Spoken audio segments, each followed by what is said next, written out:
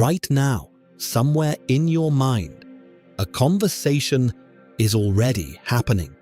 Maybe it's an argument you won perfectly. Maybe it's a moment where someone finally understands you. Maybe it's a future version of your life where everything clicked. You didn't plan it. It just started, in the shower, on your commute, lying in bed. And the strangest part, you felt something real. Your chest tightened, your jaw tensed. You got emotional over something that never actually happened. If that's you, you're not alone. And your brain isn't broken. It's doing something far more complicated than most people realize. Most people call this daydreaming, just the mind wandering. But psychologists call it mental simulation. And here's what's interesting. It shows up most in people who feel things deeply, people who replay conversations, people who think carefully about outcomes, people who care more than most.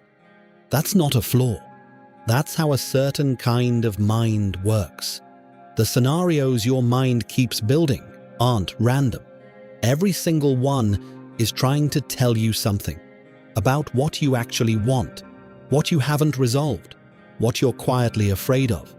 Your imagination isn't just creating stories, it's sending you signals. And once you learn to read them, things start to make sense. Let's start with the most common pattern. You're replaying a conversation, except this time, you say exactly the right thing. The perfect comeback. The explanation that finally makes them understand you, the way they didn't. Sound familiar? Psychologists call this the argument rehearsal loop. And it doesn't happen because you're petty. It happens because something felt unresolved, and your brain genuinely cannot leave unfinished emotional business alone.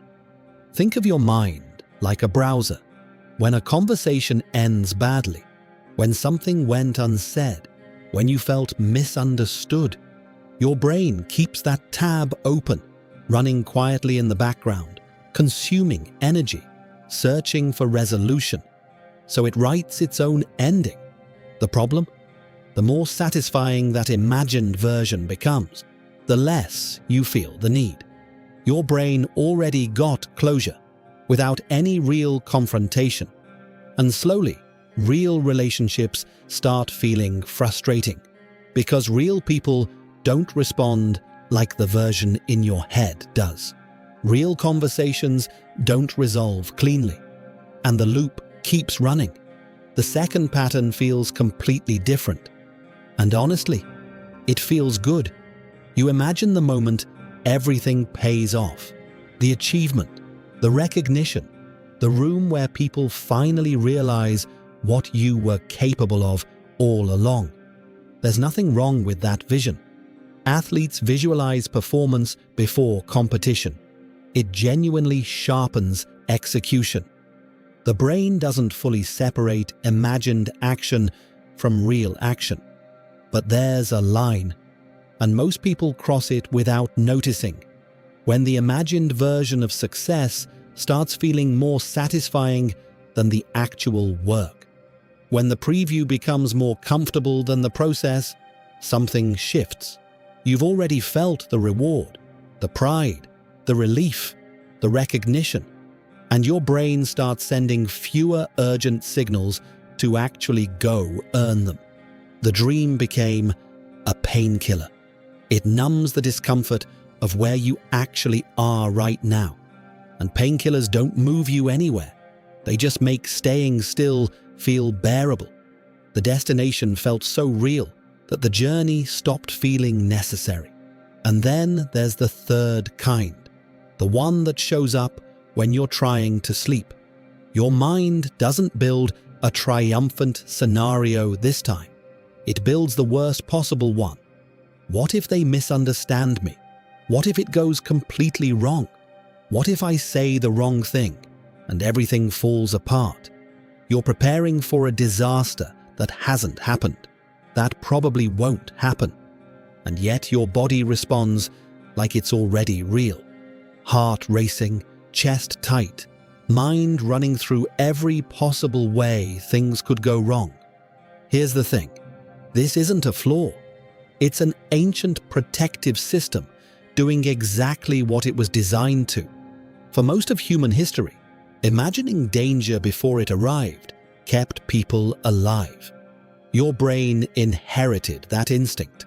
The problem: that same system now fires for an uncomfortable email, an uncertain conversation, a social situation that makes you anxious. It genuinely cannot tell the difference between a lion and an awkward phone call. So you lie there, completely safe, while your mind runs full emergency drills for a war that exists only inside. Here's what connects all three patterns. People who spend a lot of time inside imagined scenarios usually share one underlying thing: a deep, often unconscious need for control over situations, conversations, and outcomes that real life simply won't allow. And that makes complete sense. Real life is unpredictable.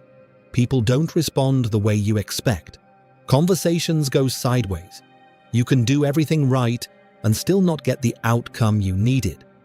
But inside your mind, you are the writer, the director, every character. You decide what gets said. You decide how it ends. You control the entire outcome. Every time. Your imagination is the one place where uncertainty doesn't get a vote. And for a brain that finds uncertainty uncomfortable, which is most human brains, that place becomes very hard to leave. So what do you actually do with all of this? First, stop treating it like something is wrong with you. A mind that runs deep simulations is a mind that cares, that processes emotions seriously. That's not weakness, that's depth. But here's the honest part.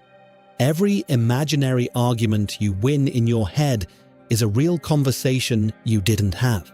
Every imaginary success you feel is real momentum you didn't build.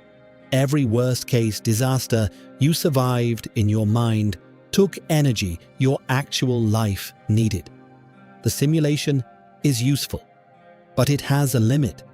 Here's the simplest thing you can do when you catch yourself inside one. Just name it. Literally say to yourself, "This is a simulation. This isn't happening right now."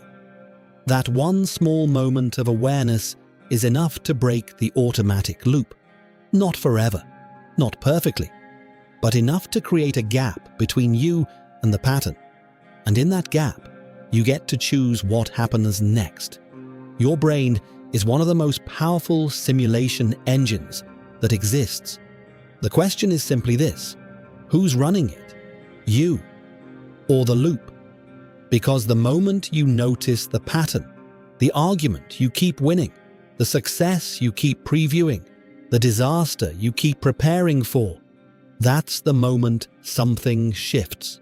That's the moment you get to make a choice, step out of the simulation, one real moment at a time.